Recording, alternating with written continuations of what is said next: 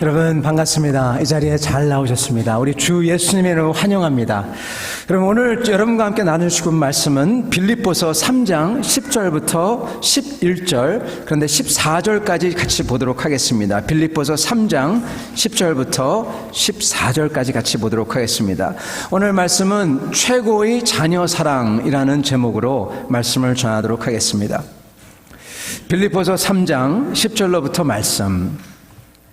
내가 그리스도와 그 부활의 권능과 그 고난의 참여함을 알고자 하여 그의 죽으심을 본받아 어떻게 해서든지 죽은 자 가운데서 부활에 이르려 하노니 내가 이미 얻었다 함도 아니고 온전히 이루었다 함도 아니라 오직 내가 그리스도 예수께 잡힌 바 된 그것을 잡아가려고 달려가노라. 형제들아, 나는 아직 내가 잡은 줄로 여기지 아니하고 오직 한 일, 즉 뒤에 있는 것은 잊어버리고 앞에 있는 것을 잡으려고 표대를 향하여 그리스도 예수 안에서 하나님이 위에서 부르신 부름의 상을 위하여 달려가노라. 아멘. 같이 말씀을 위하여 기도하도록 하겠습니다. 하나님 아버지, 저희가 주님께서 저희를 위하여 부르신 가장 의미 있는 삶, 가장 행복한 삶을 위하여 달려가게 도와주시고 이것을 보는 저희 자녀가 그것을 보며 느끼며 말로 아니라 그것을 알아서 그들도 그것을 향하여 달려갈 수 있는 그러한 귀한 삶, 가장 아름다운 삶 되도록 축복하여 주시옵소서. 예수 그리스도의 이름 받들어 기도드리옵나이다. 아멘. 여러분 반갑습니다. 이 5월은 가정의 달이에요. 그래서 오늘 이 가정의 달에 대해서 마지막으로 이 자녀 사랑에 대해서 여러분과 같이 나누고자 합니다. 어떻게 보면 이것은 자녀 사랑도 자녀 사랑이지만 저희에게, 저희 자신에게 가장 의미 있는 삶이 무엇인가에 대한 질문이 또한 질문입니다. 여러분은 여러분께서 여러분 자녀를 위해서 해주고 싶은 게 무엇입니까? 여러분께서 여러분 자녀에게 내가 이거 하나만큼은 내가 꼭 해주고 싶다. 그게 무엇입니까? 요즘에 밴쿠버 집값이 막 천정부지를 모르고 막 뜁니다. 그럴 때 어떤 분은 내가 내 자녀를 위해서 집을 하나 장만해 줬으면 좋겠다. 그렇게 생각하시는 분이 있을 수도 있겠습니다. 어떤 분은 좋은 교육, 다른 건 몰라도 내가 교육만큼은 내가 최고의 교육, 최고의 대학, 최고의 것을 내가 다 시켜주겠다. 그러시는 분도 계실지도 모르겠습니다. 어떤 분은 다 좋지만 왜 옛날 광고입니다. 제가 앞에가 기억이 안 나네요. 하여튼 뒤에가 이렇게 됩니다. 튼튼하게만 자라다오. 이런 광고가 기억이 납니다. 70년대 광고입니다. 네, 하여튼 그래 튼튼하게 자라는 것, 그것을 원하는지는 모르겠습니다. 네, 어떤 분은 세 개 다. 튼튼하고 학력도 좋고 하여튼 모든 거 다 잘 되길 원하는지 모르겠습니다. 다 좋습니다, 여러분. 근데 다 좋은데 정말 중요한 게 하나 있어요. 이게 빠져버리면은 모든 게 약이 아니라 독이 돼버립니다. 건강한 몸으로 타락한 생활을 살고 교육받아서 성공해서 아주 물질적으로 풍부해서 교만해서 하나님 등지고 세상만 즐기고 살고 이러면 여러분 뜻없는 인생, 어쩌면 천국문을 닫아버리는 인생을 그런 지름길로 저희가 인도하는지도 모릅니다. 그래서 여러분 이 모든 게 갖춰져 있어도 이것을 전해주지 못하면 말짱 필요가 없습니다. 여러분 다름이 아니라 영원한 생명을 알려주는 거예요. 전해주는 것입니다. 그리고 그 영원한 생명에 비추어서 이 인생을 살도록 하는 것입니다. 그 영원한 데 비춰서 이 생을 살도록 하는 것입니다. 여러분 이 모든 것의 출발은요 바로 하나님의 사랑을 깨우치는 것에서 시작합니다. 이게 바로 최고의 자녀 사랑, 최고의 아내와 남편과 그리고 자기 자신을 사랑하는 첫걸음입니다. 하나님의 사랑을 아는 것. 여러분 이거에 대해서 4가지 포인트를 말씀드리고자 합니다. 첫째는 여러분 자녀를 가르치고 보여준다고 했는데 이렇게 은혜 받은 사람은 여러분 이런 사랑받은 사람은 자녀에게 이렇게 사랑하고 싶어 하니까 하나님을 사랑하는 모습, 다른 사람을 사랑하는 모습, 이렇게 사랑하는 모습을 보여줍니다. 여러분, 저희가 하나님을 사랑하면요, 하나님을 사랑하면, 그리고 하나님의 사랑을 받으면은 하나님을 사랑하고 싶고, 그리고 다른 사람들도 사랑하고 싶습니다. 심지어는 나한테 잘못한 사람들도 죄인인데 그 사람을 더 이상 미워하는 게 아니라 그 사람이 어떻게 보이냐? 불쌍하게 보여요. 죄 가운데서 아직도 저러고 있구나. 그러면서 미운 게 아니라 이제는 불쌍해 보입니다. 그래서 기도해주고 불쌍히 여겨 사랑합니다. 이게 바로 하나님의 사랑을 안 사람의 첫 번째 모습입니다. 여러분 이거 아시죠? 그 예전에 어떤 책 카피가 있었어요. 뭐라고 나왔냐면은 칭찬은 고래도 춤추게 한다. 그런 카피였습니다. 누가 썼는지 모르지만 참 아주 히트였죠. 여러분, 저는 고래보다도 왜 코끼리를 안 썼나 생각을 합니다. 고래는 물속에서 막 이렇게 빙글빙글 돌고 춤도 출 수 있겠지만 코끼리가 춤추는 건 제가 못 봤거든요. 그래서 왜 안 썼을까? 코끼리도 좋습니다. 근데 여러분, 코끼리보다 더 춤을 안 추는 존재가 있는데 바로 남편입니다.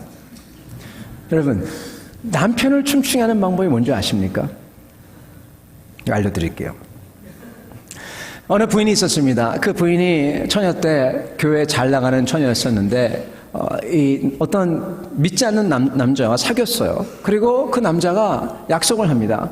내가 결혼하면, 당신과 결혼하면 내가 꼭 교회 나가겠다고 약속을 합니다. 그래서 결혼을 합니다.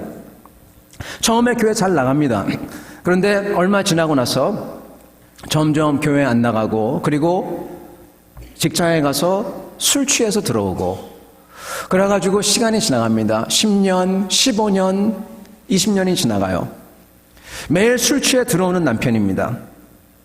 그래가지고 어느 날 잠을 자다가 잠이 어떻게 깼어요. 밤에, 오밤중에 깨어보니까 옆에 남편이 술 취해가지고 세상 모르게 자고 있고, 그 여자분은 잠이 깼는데 그 남편이 이렇게 바라보니까 갑자기 우라통이 치밀어 오르더래요. 나를 속였구나. 결혼하기 전에는 이렇게 다 한다고 약속했는데 이제 와보니까 매일 술 마시고 취해서 들어오고, 돈도 많이 못 벌고, 조그만 집에 살고, 그래서 모든 게 다 밉더래요. 모든 게 다 밉더랍니다. 생각하니까 갑자기 점점 미움이, 화가 점점 머리끝까지 치올라가지고 그냥 자고 있는 그를 갖다가 그냥 손으로 한 대 딱 때렸답니다. 딱 때렸는데 그 남편이 맞으면은 이제 보통 탁 깰 거 아닙니까? 근데 술에 하도 취해가지고 딱 때렸는데 그냥 말을 하더래요. 말을 하는데 왜 때려? 그래야 할 텐데 그러지 않고 뭐라고 하냐? 네, 팀장님 알았습니다. 그러더래요. 부인이 그걸 딱 들은 순간, 그 순간 갑자기 눈물이 핑 돌더래요. 생각해 보니까 남편이 매일 늦게 귀가하고 술 마시는 게 이것 때문이구나.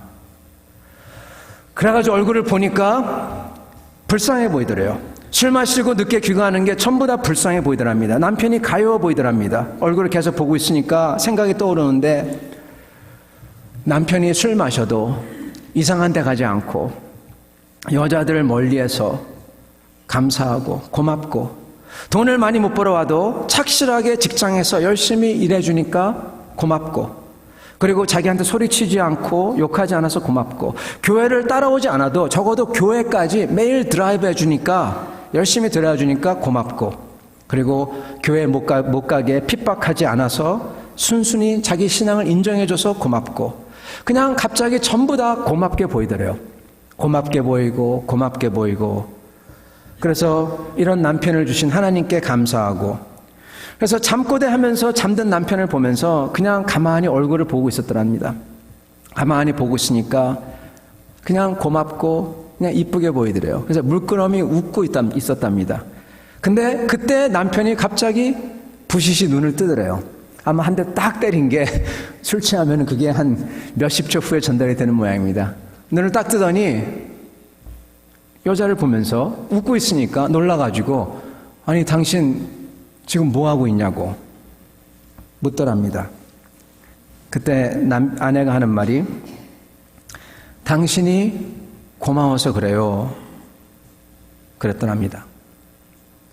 그러니까 평상시에 부인이 깨서 남편에게 말을 걸거나 그냥 술 좀 그만 마시라고 하거나 내일 꼭 교회 가야 된다고 막 그러면은 밤중에 자다가 이게 무슨 홍두깨 같은 말이냐고 그냥 뒤돌아서 잠을 잘 텐데, 근데 그날은 이 남편이 부인 얼굴을 뚫어지게 쳐다보랍니다.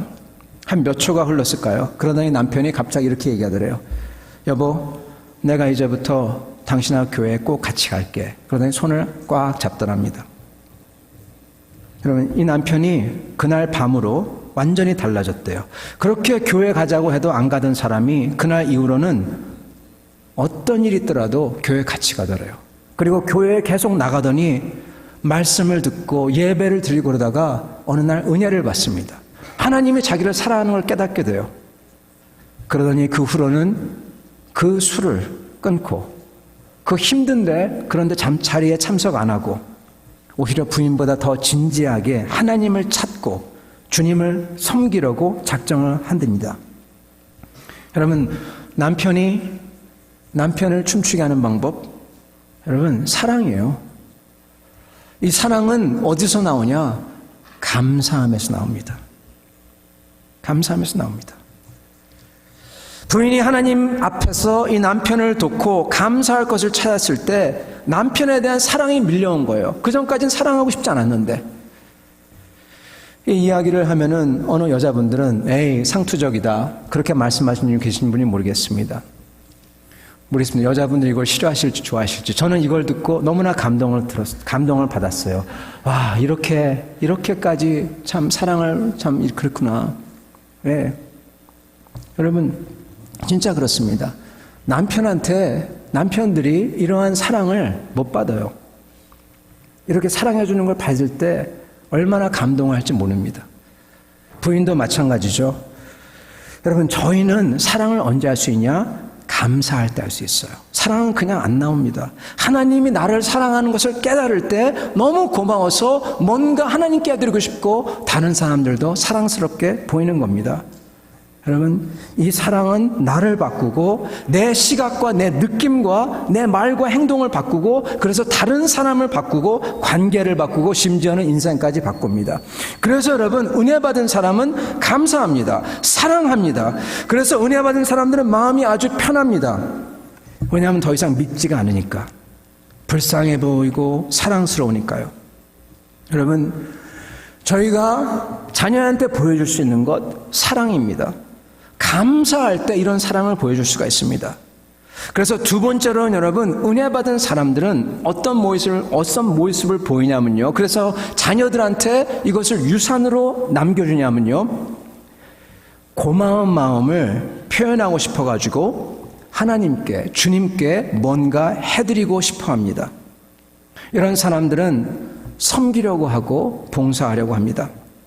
여러분, 진정으로 주님을 모르는 사람들은요, 다른 거는 다 해도 자기가 정말 귀하게 여기는 것은 하나님보다 더 위에 놓아요. 정말 주님을 모르는 사람들은 하나님을 사랑한다고 하더라도 하나님 위에 자기가 귀하게 여기는 것을 놓습니다. 그중 가장 흔한 예가 물질과 돈입니다. 은혜를 정말 받으면 이것도 문제가 되지 않습니다. 왜냐하면 은혜 받은 사람들은 나를 사랑하는 하나님이 계신데 그분은 전능한 하나님이다. 내 생을 인도하시고 반드시 내 기도를 들으신다.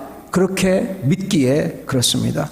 오히려 하나님께 드리면 전권을 가지신 주님께서 나를 위해서 문을 열으시겠다는 것을 압니다. 그리고 걱정되면 기도합니다.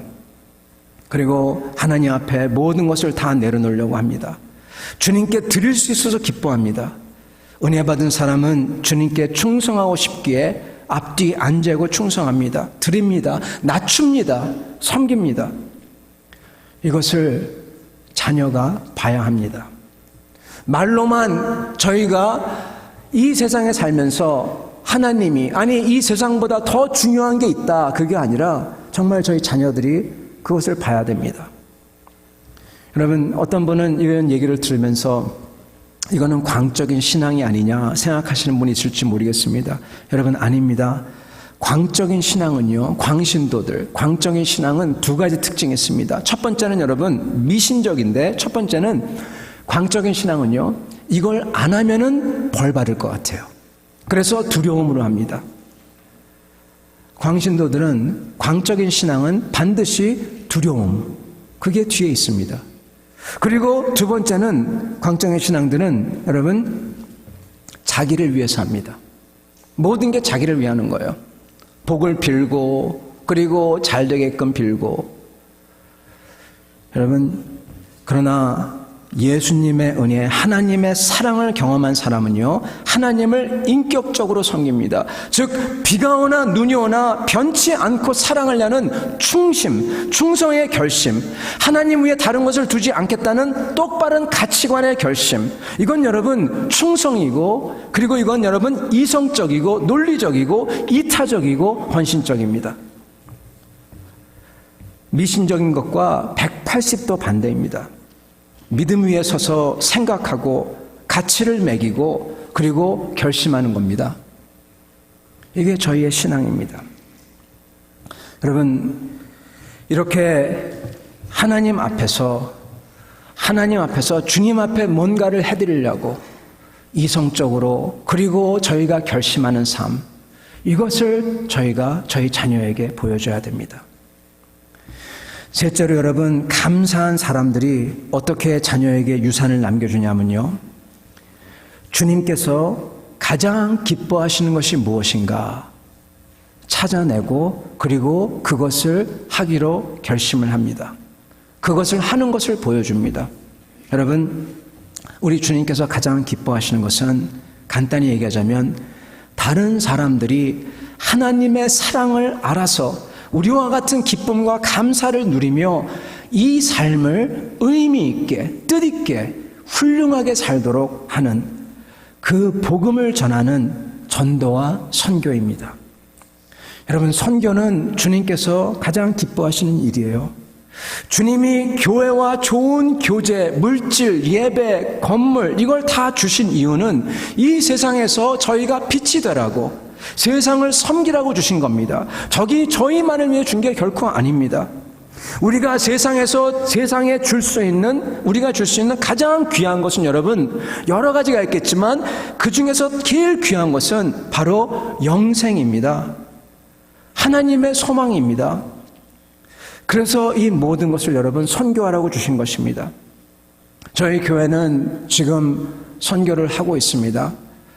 저희는 지금 네팔에서, 그리고 케냐에서 선교를 해오고 있습니다. 이것을 저희가 계속해야 됩니다. 더 크게 해야 됩니다. 이곳에서는 여러분 저희가 주님을 증거하는 전도를 해야 됩니다. 여러분, 어제 저희가 전도 나갔거든요. 전도팀이. 근데 참 좋았습니다. 어떤 분은 아마 어색하기도 했을 겁니다. 근데 다 함께 같이 했을 때 아주 훈훈하고 참 우리 모두 기분이 좋았어요. 그리고 서로가 주님을 사랑하는 것을 확인하면서, 아, 저분이 주님을 사랑하는구나, 그것을 내가 보고 그분이 그걸 보고, 그러면서 서로 고맙게 여기고, 저분이 참 고맙다, 그런 생각이 들고 격려해드리고 싶고 더 사랑하고 싶은 마음이 막 일어납니다. 여러분, 주님을 위해서 같이 주님의 일을 할 때 더 사랑하게 되고 하나가 되는 겁니다. 여러분, 저희는요 절대로 실망하면 안 됩니다. 저희가 충성되게 증거하면 되는 겁니다. 주님의 일을 할 때 어떤 분들은 실망을 합니다. 안 되는 것 같아서. 아닙니다, 여러분. 그냥 충성되게 저희가 증거하면 됩니다. 나머지 것은 주님께 맡기고 가면 됩니다. 단 인격적으로, 그리고 저희가 최선을 다하여 진실되게 하면 됩니다. 그리고 우리도 기뻐하면서 감사하면서 서로 격려하면서 하면 됩니다. 여러분, 그 얼마 전에 90년대 이야기입니다. 그 영국의 레이먼드 윌슨이라는 신학자가 있었어요. 그분이 정확히 어떤 것을 가르치는지 모르겠는데 그분이 강의를 합니다. 어느 곳에 갈 때마다 주님에 대해서 강의를 합니다. 어느 날 그분이 강의를 했는데, 그런 다음에 옆에 있는 강의 후에 피터 컬버라는 사람이 와가지고 자기가 어떻게 예수님을 믿게 되었는지 설명해 줬습니다. 근데 그분이 이렇게 얘기하더래요. 자기가 영국 해군에서 근무할 때 호주의 시드니에 가게 되었대요. 시드니에 보면은 세인트 조지 스트리트라는 코너가 있답니다. 거기를 지나게 되었는데 거기서 어떤 분이 나타나시더니 자기한테 말을 걸고 대화하다가 이렇게 묻더래요. 만약에 당신이 오늘 죽는다면 당신은 영혼을 천국에서 보낼 확신이 있습니까? 성경은 사람이 죽으면 반드시 천국 아니면 지옥에 간다고 합니다. 오늘 이것을 잘 생각해 보시기 바랍니다. 감사합니다. 하나님의 축복이 있길 바랍니다. 그런 다음에 없어지더래요. 딴 데 가더래요. 그래서 그분이 하는 말이 그 얘기를 듣고 나서 그게 사라지지 않더래요. 마음속에서. 그런 다음에 그거 가지고 그 마음을 가지고 영국에 와서 자기 친구 크리스천한테 물어보고 그래서 예수님을 만나고 영생을 갖게 되었다. 그렇게 고백을 하더랍니다. 근데 재미있는 것은 그것을 듣고 있던 옆에 있던 사람이 갑자기 무릎을 치면서 아니 당신도 거기서 그 사람을 만났어. 나도 거기서 그 사람을 만났어. 내가 예수를 믿게 된 거는 당신하고 똑같이 그 사람을 만나가지고 그 얘기를 듣고 자기 집에 들어와서 자기도 마음이 무거워서 그거에 대해 생각하다가 예수를 만났어. 그렇게 고백하더랍니다. 윌슨 박사가 놀라가지고 신기하다 생각해가지고 어느 집회에 갔을 때 이것을 간증했대. 이 예를 들었대요. 근데 여러분 재미난 것은 그 집회 후에 2명이 찾아와서 자기들이 예수를 믿게 된 것은 바로 그 사람을 그 세인트 조지 스트리트에서 만나가지고 진지하게 천국에 대해서 생각하다가 그리스도를 알게 됐다 고백하더랍니다. 너무나 놀라서 윌슨 박사가 이것을 기억하고 영국에서 이제 저 멀리 카리비안에 가서 이 컨벤션을 할 때 선교사 컨벤션을 할 때 이걸 증거했답니다. 근데 여러분 그 선교사 컨벤션에서 5,000명이 모이는 데서 선교사 3명이 나오더니 우리들이 예수를 믿게 되고 선교사가 된 것은 바로 세인트 조지 스트리트에서 그 사람을 만났기 때문입니다. 그렇게 얘기하더랍니다. 그가 그 다음에 미국의 조지아에 있는 거기에 또 선교 컨벤션에 갔는데 해군 채플린 컨벤션을 했는데 거기서 이야기를 했더랍니다. 이렇게 놀라운 일이 있다. 그 간증이 끝난 다음에 그때 거기서 가장 높은 미군 채플린이 일어나더니 이렇게 얘기합니다. 간증을 합니다. 내가 미 해군에서 수병으로 근무할 때 아주 죄인의 삶을 살았습니다. 그런데 어느 날 시드니에 정박하게 되었는데 거기서 술을 마시려고 나가서 술에 하도 취해가지고 다시 복귀한다고 항구로 간다는 게 세인트 조지 스트리트로 가게 되었습니다. 네, 그분도 거기서 그 사람을 만났다는 거예요. 여러분 아마도 몇백 명이 이분 때문에 예수를 믿게 되었을 겁니다. 이분의 이름은 프랭크 제너이라는 분입니다. 이분은 거기서 한 것은 그 코너에서 그 말을 갖다가 진지하게 한 것밖에 없어요. 이분은 프랭크 제너는 열매를 못 받습니다. 그 누가 와서 프랭크 제너한테 내가 당신 때문에 예수님을 믿게 됐습니다. 그렇게 말한 사람이 없습니다. 그렇게 살다가 돌아가셨습니다. 여러분 그의 위로는 이 세상이 아니라 하나님이 주실 겁니다. 몇백 명이 그를 맞이할 거예요. 천국에서. 여러분 이분은 혼자 했습니다. 얼마나 어려웠을까요? 우리는 함께 할 수 있습니다. 서로 격려하면서 참된 성도의 교제를 통해서 할 수가 있습니다. 그렇게 중요한 겁니다. 같이 감당할 수 있으니까 이것을 저희 자녀가 봐야 합니다. 그것을 보고 정말로 하나님이 계시고 그리고 이 삶이 다가 아니구나 그것을 봐야 합니다. 여러분 마지막으로 가장 좋은 자녀를 위한 사랑은 바로 참되고 행복한 인생, 의미 있는 삶과 목적을 보여주는 겁니다. 어느 날 제가 이 신문을 보다가 유한양행을 알게 됐습니다. 우연히. 저는 잘 몰랐는데 유한양행은 여러분 아마 아실 거예요. 한국에서 그 유명한 안티프라민을 여러분 혹시 아십니까? 어렸을 때 안티프라민을 바른 적이 있습니다. 한국에 별면한 약이 없을 때 그거면 무조건 다 만병통치약이었어요. 넘어졌을 때도 그거 바르고 그럽니다. 이 안티프라민을 개발한 유한양행입니다. 유한양행의 유일한 씨가 자기 자녀에게 쓴 편지가 하나 있어요. 이분은 유한양행을 창업하고 그리고 세상을 떠났는데, 이분은 선교사를 따라서 9살 때 미국으로 가서 네브라스카 고등학교와 미시간대를 졸업하고 제너럴 일렉트릭 다니다가 귀국해서 26년도에 귀국해서 유한양행을 설립합니다. 그런 다음에 이분의 유명한 것은 독립운동도 하고 다 했지만은 이분이 전 재산을 사회에 환원합니다. 뿐만 아니라 이분이 유명한 것은 그분의 마음가짐입니다. 크리스찬입니다. 그가 이렇게 자기 자녀에게 편지를 씁니다. 쭉 자기 아들한테 편지를 쓰면서, 아들아, 내가 가졌던 불타는 야망, 대학을 들어가고 생활비를 벌어야 한다는 의욕, 한국을 외국의 지배로서부터 독립시켜야 하며 한국 국민들을 경제적으로 잘 살게 해야 되겠다는 의욕, 그러한 의욕으로 내 자신을 불태웠단다. 나는 이것을 어떻게 실현해야 할 것인가에 대한 막연한 생각을 가졌었단다. 그리고 내가 제시한 이런 것들을 이루기에는 내 자신이 너무나 부족한 사람이라는 사실을 깨닫게 되었단다. 그러면서 어떻게 말을 하냐면, 당신은 타인의 목적을 위하여 당신을 희생하라는 너의 인생관은 너에게 만족감을 가져다 줄 것이며 나에게도 물론 가장 근본이 되는 인생관인 것 같구나. 나를 포함한 대부분의 사람들의 경험에서 우리가 타인의 유용할 목적을 위하여 소용되어질 때 스스로가 행복함을 느낄 것 같구나. 그렇게 편지를 아들에게 씁니다. 이 유한양행을 창업한 분이요, 자기 아들한테 남을 위해서 살라는 거예요. 그렇게 자기 아들한테 편지를 씁니다. 그게 이분이 아들한테 남겨준 이 선물입니다. 이분은 자기가 진짜 그렇게 살았습니다. 그리고 자기가 자기의 이 주주를 다 나눠줍니다. 크리스찬으로서.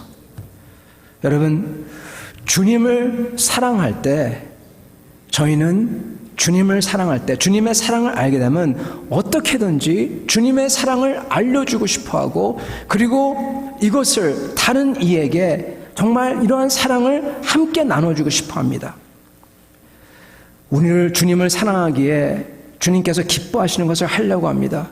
전도와 선교뿐만 아니라 평상시에도 저희가 다른 사람에게 축복을 하고 싶어하는 그러한 인생을 살기 원합니다. 오늘 사도 바울의 고백이 바로 그 고백입니다. 내가 그리스도와 그 부활의 권능과 그 고난의 참여함을 알고자 하여 그의 죽으심을 본받아 어떻게든지 죽은 자 가운데서 부활에 이르려 하노니 내가 이미 얻었다 함도 아니요 온전히 이뤘다 함도 아니라 오직 내가 그리스도 예수께 잡힌 바 된 그것을 위하여 달려가노라. 형제들아, 나는 아직 내가 잡은 줄로 여기지 아니하고 오직 한 일, 즉 뒤에 있는 건 잊어버리고 앞에 있는 것을 잡으려고 표대를 향하여 그리스도 예수 안에서 하나님께서 위에서 부르신 부름의 상을 위하여 달려가노라. 자기는 하나님께서 부르신 그 나라를 위해서 올인했다는 겁니다. 그리고 그것을 위해서 달려간다는 겁니다. 그리고 이것을 자기의 영적 자녀가 되는 빌립보인들한테 이것을 알아라. 당신들도 나와 같이 갔으면 좋겠다. 이렇게 얘기하는 겁니다. 여러분, 자기 자신만을 위해 사는 것은요, 참으로 어리석은 일입니다. 왜냐하면 그런 삶은 보람이 없는 삶이기 때문에 그렇습니다. 유일한 씨가 자기 자녀에게 그렇게 얘기해 줍니다. 여러분, 어떻게 보면 그렇지만 이렇게 얘기하는 것은 당장 소위 먹고 살아야 되는 게 해결 안 된 사람한테는 이렇게 얘기하면 이건 사치다, 그렇게 생각할 수가 있습니다. 그런데 여러분, 이것을 아셔야 됩니다. 먼저 소위 먹고 산다고 하는데, 그렇게 먼저 먹고 사는 것을 해결하기 위해서 이걸 먹고 사는 걸 해야지 하는 사람들은요, 그 먹고 사는 게 끝이 없습니다. 처음에는 아파트, 학교, 차 페이먼트 먹고 사는 거죠. 그걸 열심히 하려고 다른 거 전혀 생각도 못 합니다. 그 다음에는 타운하우스, 학교, 여행, 좀 더 비싼 차 페이먼트, 먹고 사는 거라고 합니다. 그 다음에는 더 비싼 단독주택과 더 좋은 과외와 갖고 싶었던 더 비싼 차를 위한 페이먼트, 그 다음에는 아이들을 위한 학자금 마련, 그 다음에는 노후 비용, 그 다음에는 그래서 자신만을 위해 사는 사람들은 먹고 사는 게 끝이 없다고 생각합니다. 사실은 욕망 때문에 자신을 위해 계속 쓰는 것이죠. 근데 그런 분은요, 먹고 사는 게 끝이 없다고 자신이 그렇게 믿으니까 그런 분은 진짜로 먹고 사는 게 절대로 해결이 안 됩니다. 인생을 쳇바퀴 돕니다. 먹고 살려고. 많이 있는데 항상 없는 것 같아요. 쪼들리고 살아요. 암만 사람들이 모르는 땅이 있고 건물이 있고 계좌에 돈이 있어도 쪼들리는 인생을 삽니다. 자기 게 아니에요. 그렇게 살다가 어느 날 하나님이 이제 들어와라. Time is up. 그러세요. 근데 돌아보니까 나만을 위해 살았어요. 하나님 위해 살려고 하는데 이제는 하기가 힘들어요. 건강이 없어요. 섬길 여력이 없어요. 그리고 섬긴다고 해도 써줄 데도 없어요. 여러분, 제가 어제 전도 나갔을 때 참 좋았습니다. 어제 전도 나갔을 때 근데 하나 제가 느낀 게 있습니다. 예, 제 자신을 알라 이것인데요. 예, 저같이 좀 시커먼 남자가 다가가서 다가갈 때하고 좀 더 이쁘고 젊고 그런 남자나 여자가 다가갈 때와 사람의 반응이 다르다는 것입니다. 그것을 깨달았습니다. 네. 그래서 좀 약간 좀 젊고 예쁜 남녀가 다가가면은 그래도 얼굴이 편안하게 이렇게 같이 웃어주는데 이렇게 시커먼 사람이 다가가면은 빨리 차로 그냥 예, 그래서 커피라도 가지고 커피라도 드려야 했습니다. 여러분, 전도도요, 그리고 섬김도요, 할 수 있는 때가 있습니다. 힘이 있을 때, 아름다울 때, 여력이 될 때 지금 해야지 나중에 하려고 하면은 할 수 없어요. 힘이 없어요. 안 받아줘요. 나중에는 이미 섬기던 곳에서 후배를 양성하며 기도하며 인격이 된 사람이 돼야죠. 그런 후진을 양성하는 인격이 되려면 그 전에 섬기고 주님을 위해 살고 기도로서 주님을 알아야 하는 겁니다. 인격은 하루아침에 안 됩니다. 인격은 주님 앞에서 섬기며 사랑하며 충성된 삶, 기도로서 주님과 가까이 가는 삶, 이런 삶에서 나오는 것이죠. 오늘 사도 바울의 고백을 보시기 바랍니다. 그리고 깨달으시기 바랍니다. 그렇게 결심하여서 삶을 사는 사람, 그러면서 자기의 삶을 하늘에 가치 있는 것을 위해서 투자하고 정말 변치 않게 상을 위해서 일편단심 달려가는 사람, 이렇게 달려야 진정 의미 있고 보람된 삶을 살고 행복한 삶을 살고 그리고 끝에 가서 후진을 양성하고자 할 때 양성할 수 있는 사람이 되는 겁니다. 여러분, 그것을 보며 자녀가 배우는 겁니다. 10마디 말보다. 사랑하는 성도 여러분, 말씀을 마치고자 합니다. 하나님을 사랑하는 것, 주님을 섬기는 것, 정말로 귀하고 값진 일을 하며 사는 것, 이것은 여유가 있다고 혹은 없다고 하거나 하지 못하거나 그런 게 아닙니다. 지금 내가 처해 있는 상황, 거기서 최선을 다해야 되는 겁니다. 그리고 반드시 지금 해야 되는 겁니다. 사랑하는 성도 여러분, 그렇게 주님을 따르고자 하는 사람들, 주님의 사랑을 받고 주님의 사랑을 전하고자 하는 사람들, 주님이 가장 바라시는 것을, 가장 귀한 것을 해드리고 싶은 사람들, 그러한 사람들은요, 자기들이 아쉬운 소리 할 필요 없어요. 근데도 불구하고 자기의 자존심을 낮추고 주님을 증거하기 위해서 모든 것을 참고 견디고 아쉬운 소리를 들으면서 합니다. 주님을 전하고 싶어서. 그래서 섬깁니다. 그래서 정말 은혜 받으면, 하나님의 사랑을 깨닫게 되면 이것을 하면서도 오히려 더 기쁩니다. 콧노래가 나옵니다. 평상시 절대로 봉사, 허드렛 일을 안 하던 사람이, 도망가던 사람이 가서 허드렛 일을 합니다. 아무도 안 봐도. 오히려 주님께 감사해서 섬길 수 있어서 콧노래를 불러가며 합니다. 그리고 기뻐요. 아주 기뻐요. 정말 기뻐요. 저희가 저희 자녀에게 다른 것은 전해줄 수 없는지는 모릅니다. 그러나 이렇게 기뻐하는 모습, 마음에 이러한 평화가 있는 모습, 그리고 저희가 비록 어디에 있든지 저 높은 곳을 향하여 저희의 인생을 가지고 가는 모습, 그것을 볼 때 저희 자녀는 알게 되는 것입니다. 사랑하는 성도 여러분, 이러한 삶을 사시고 이러한 삶을 여러분 자녀에게도 전해주는 여러분 되시기를 축원합니다. 같이 기도하겠습니다.